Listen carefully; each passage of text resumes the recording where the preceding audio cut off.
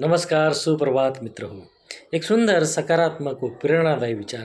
एक लाट आली, त्या लाटेबरोबर त्याची चप्पल वाहून गेली. त्याने त्या समुद्राच्या किनाऱ्यावर लिहिलं, समुद्र चोर आहे.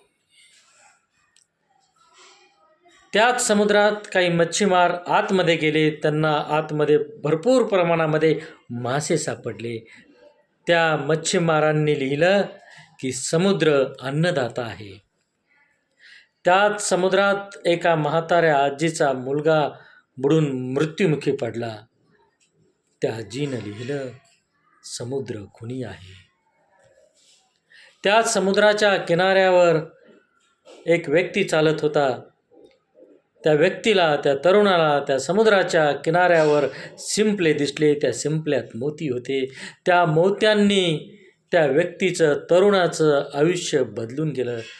त्या तरुणाने समुद्राच्या किनाऱ्यावर लिहिलं, समुद्र दानशूर आहे. तेवढ्यात एक प्रचंड मोठी लाट आली. त्या लाटीबरोबर सर्व मिटून गेलं, नष्ट झालं. मित्र हो, याचा अर्थ काय?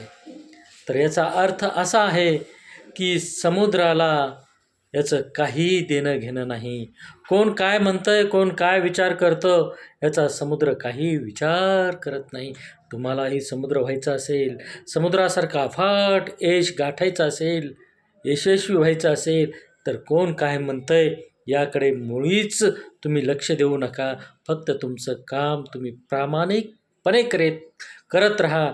म्हणजे तुम्हालाही एक दिवस फार मोठं यशस्वी व्यक्ती होता येईल. धन्यवाद.